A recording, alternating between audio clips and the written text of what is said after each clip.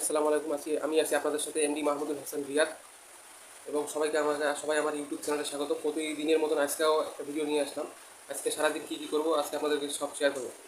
কাল রাত থেকেই তো বৃষ্টি হতেছে, এখনও বৃষ্টি পড়তেই আছে। চলেন দেখি বাইরে কী অবস্থা। বাইরে তো আল্লাহর মধ্যে ভালোই বৃষ্টি হয়েছে।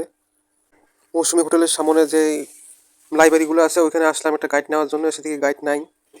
তারপর পুঁথিপত্র লাইব্রেরিতে গিয়ে একটি গাইড পেলাম, তারপরে গাইডটা নেওয়া হলো 200 টাকা দিয়ে।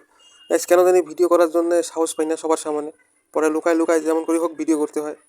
পরে এই ভিডিওটা লুকায় লুকায় করলাম, করার পর গাইডটা নিলাম, নিয়ে বললাম যে গাইডটা প্যাকেট করে দেন। প্যাকেট করে নিলাম গাইডটা। উনি দিতেছে, ওনাকে বললাম যে আরও গাইড আছে কিনা, আরও কৃষি গাইড লাগে, তারপরে আপনার গণিত গাইড লাগে। উনি বললেন হ্যাঁ আছে। ওনাকে দামও জিজ্ঞেস করলাম, উনি দামও বললো।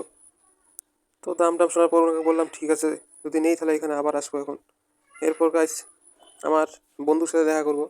ওকে খুঁজতেছিলাম, পাইতেছিলাম না, তারপরে হঠাৎ করে নিয়ে যা ওর দোকানে দেখা হলো। তারপরে আপনারা ওর অবস্থাটা দেখেন। ওকে এত বললাম যে ক্যামেরার সামনে আসো, ক্যামেরার সামনে আসো, ক্যামেরার সামনে আসবেই না। তারপরে আপনার ওই ফুটেজটা দেখেন যে ওর ক্যামেরা না আসার পর যে ওর রিয়াকশনটা দেখেন। আপনারা শুধু ওর রিয়াকশনটা একটু দেখতে থাকেন যে ও কী করে। পরের সিনটা দেখেন একটু।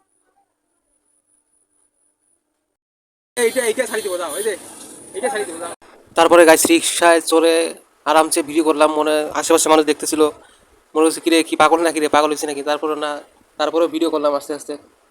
রিক্সার মধ্যে বাজার আছে অনেক কাঁচা, অনেক মতি বাজার, তাদেরকে বলে তেল।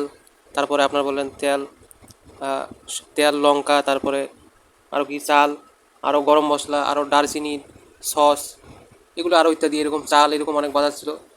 তো বাজার টাজার নিলাম, নিয়ে রিক্সার মধ্যে যাচ্ছি। বাড়ির সামনে এসে বসছি। বাড়ির সামনে আসার পরে যে লিস্ট, এই বাজারগুলো নেওয়া হয়েছে, বেশ মোটা অঙ্কের একটা লিস্ট আসতে দেখা যায়।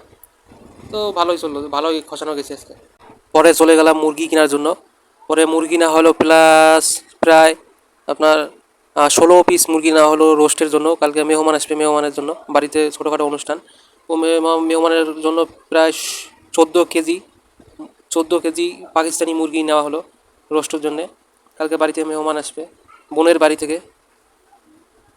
পরে গাছ দুপুরে গোসল টোসল সব শেষ করে দুপুরের খাওয়া দাওয়ায় বসলাম। দুপুরের খাওয়ার মেনুতে ছিল গরুর পায়া এবং গরুর ভুঁড়ি, একদম রান্না করেছিল, একদম লাল লাল ঝাল ঝাল। সাথে ছিল পোলাও।